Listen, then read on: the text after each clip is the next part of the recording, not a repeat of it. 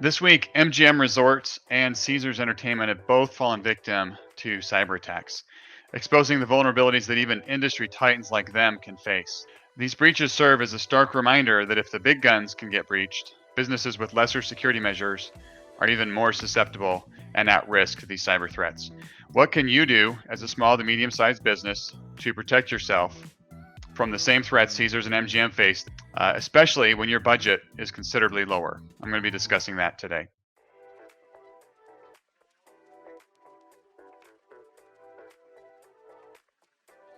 Hello, I'm Michael Kinnett, CEO and founder of Iternal Networks, and every Friday at 1 p.m. Pacific, I go live on Facebook, YouTube, Twitter, and on my personal LinkedIn to discuss the latest in cybersecurity and technology news that might affect you and your business.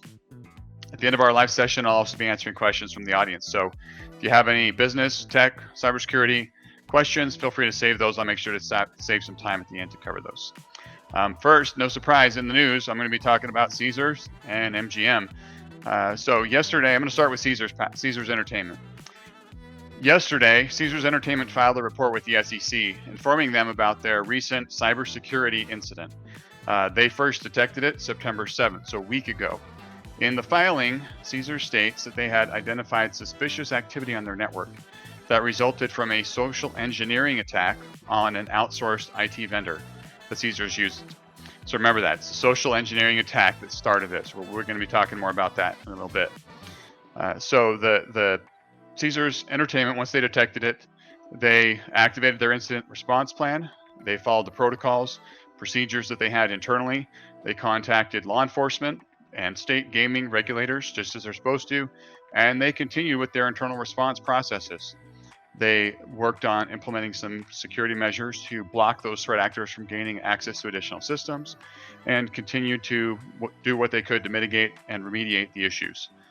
They determined in the process of their investigation that the threat actor had stolen information from their loyalty program database, including social security numbers and driver's license information for many of the individuals of that program. Additional information has been reported outside of the SEC filing, stating that the threat actor or the hacker group known as Scattered Spider has claimed responsibility for the attack, which they claim began on August 27th.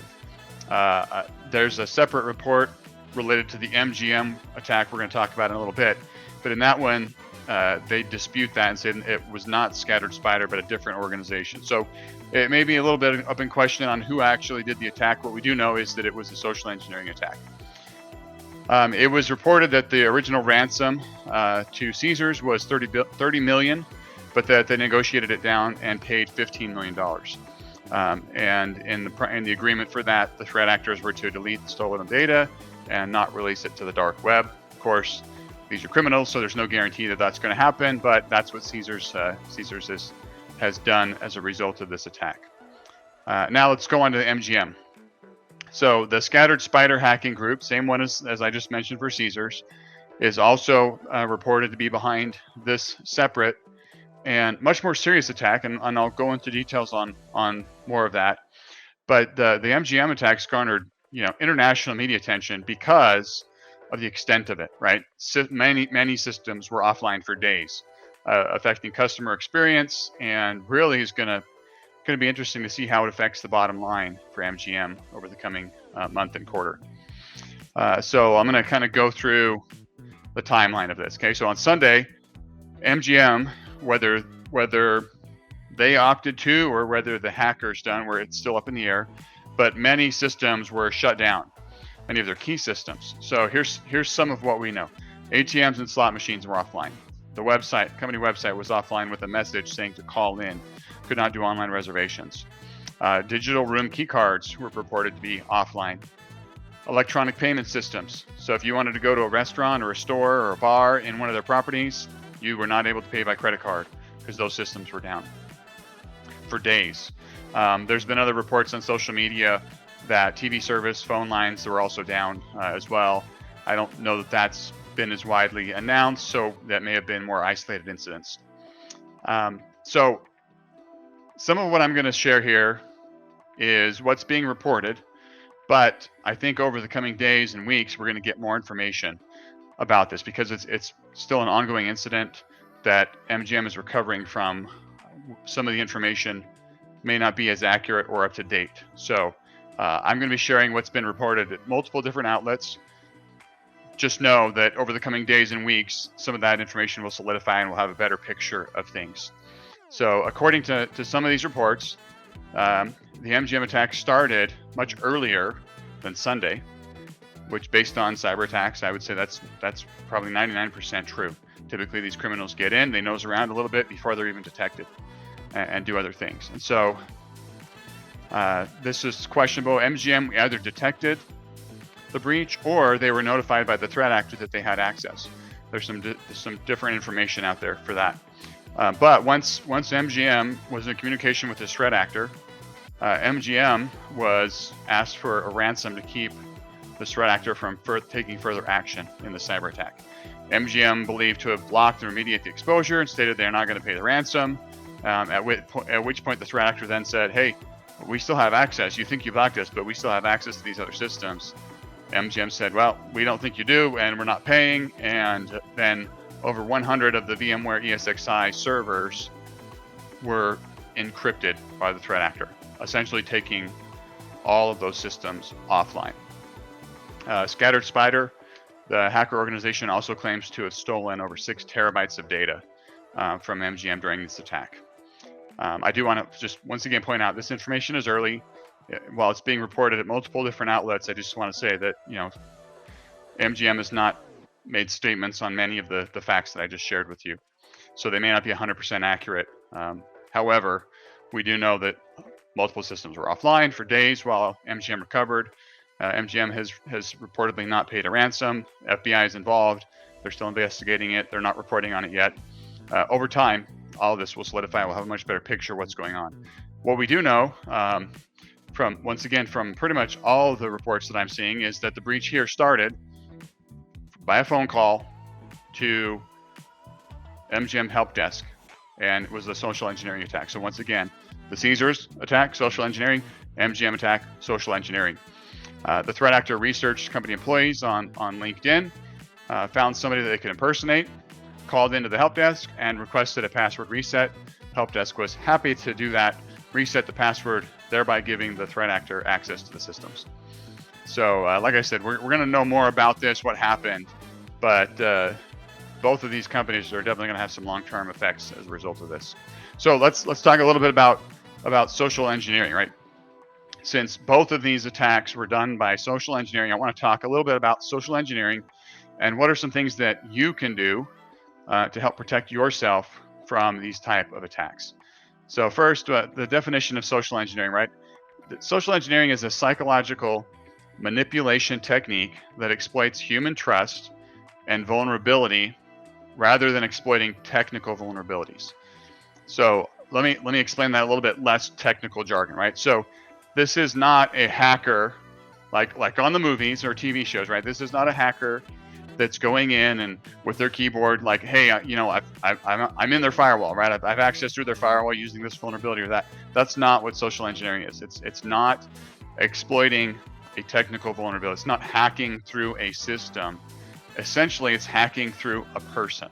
So it's getting a person through manipulation, through some psychology, right? It's getting them to respond, getting them to trust the threat actor and responding and taking action, thereby giving the threat actor access.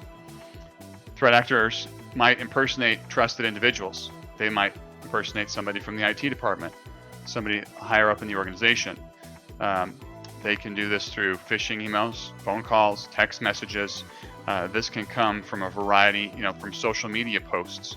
And through this, they then convince an unsuspecting employee of divulging sensitive information such as login credentials, financial details. They might also exploit personal information gained from social media to craft some of these convincing and personalized scams. This human-centric approach really makes social engineering a very potent tool for cyber criminals who are seeking unauthorized access to a corporation and to their valuable data and resources. So hopefully that kind of clears up, well, what is social engineering? Now, What can you do about it, right? Okay, so we know what it is, right? It's not a hacker out there trying to gain access to vulnerabilities. It's somebody trying to exploit my people, um, the people in your organization. So to protect against this, first, it's important to prioritize employee education and awareness. If your employees are not aware of what social engineering is, you're vulnerable, much more vulnerable than a company who has a training program in place and is frequently talking about the risks that are out there, right? What social engineering is, what to look for. Regularly training your staff to recognize some of the common social engineering tactics and encouraging them to be cautious when sharing information, especially sensitive information, and especially with unfamiliar or unsolicited contacts. Implement robust authentication procedures, right? We talked about two-factor authentication or multi-factor authentication. Those add an extra layer of security to login processes. Employee email filtering systems to detect and quarantine phishing emails, which reduce the likelihood of malicious attachments or links reaching employees' inboxes, things that they could, through social engineering, be tricked into opening or clicking. Additionally, it's important to establish a culture of skepticism within your organization. And this is where it can be a little bit tricky, right? Because I think natural human tendency is to trust others and to trust that when somebody says, hey, I need your help with something, that they're not lying to you about that.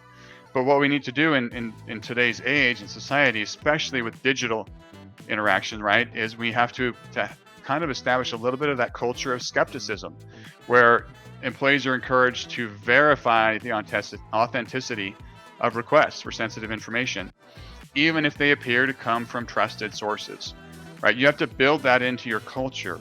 Your staff needs to understand that if they get an email purporting to be from the CEO or from you, the president, their manager, their boss, asking for sensitive information, that they're not going to be reprimanded if they seek verification of that. If anything, you should be rewarding them for that. If they get an email from somebody saying like, oh, hey, this is a common one, right? Get an email from an unknown email address or or a phone call or text message from an unknown phone number saying, hey, this is so-and-so, your boss, right? My work phone died. I'm traveling. I'm out of the office today. I need you to do this. And then I need you to send it to me at this number so that I can go and buy a new phone, right? Be suspicious, right? Be skeptical, right? If it's coming from an unknown source, even if it's coming from what appears to be a known source, it's okay to verify that before taking action on it. By fostering a vigilant and informed workspace, your business can significantly reduce the risk of falling victim to these type of social engineering attacks. So that they're one of the most potent weapons that these criminals have, these threat actors have to go after us, because oftentimes the weakest point of a network is the person at the keyboard. So if all this seems a little bit overwhelming, we have programs in place. We do regular training for our staff. We provide access to training resources for our clients. We can definitely help to educate you and your organization against how to protect yourself and how to recognize these social engineering threats and attacks and fortify your business's defenses.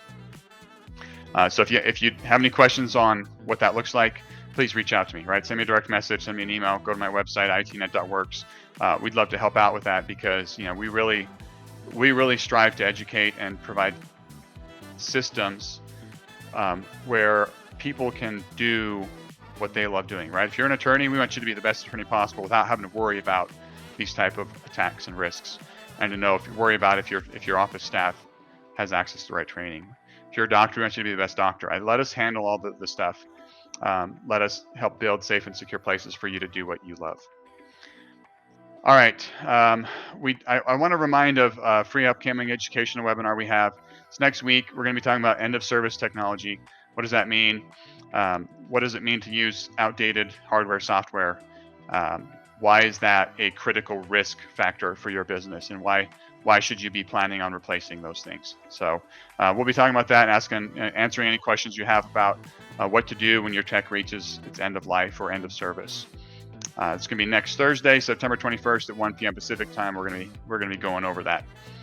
Let's see here if I have any comments or questions from the audience. I don't see anything that's come up. So once again, if you do have any comments or questions, you can always contact me via direct message. You can email our office, call our office, go to our website, post on social media, whatever works for you, right? We're here to answer your questions and to help out. Hopefully you guys have a wonderful weekend, and I will see you again next week.